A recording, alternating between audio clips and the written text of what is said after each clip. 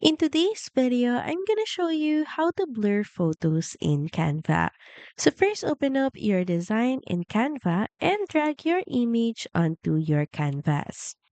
Now click on your image and at the top toolbar, click on the edit button. The next is look for the tools section. So here click on see all to view more tools. And here under enhance, you'll see the blur tool. So all you have to do is click on it.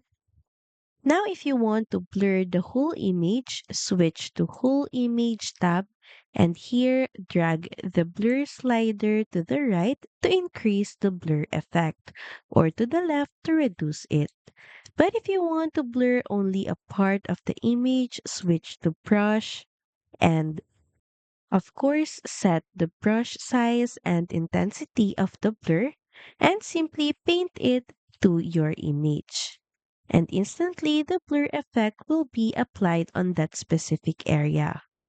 And that's it. So thank you for watching this video and I'll see you again on the next one.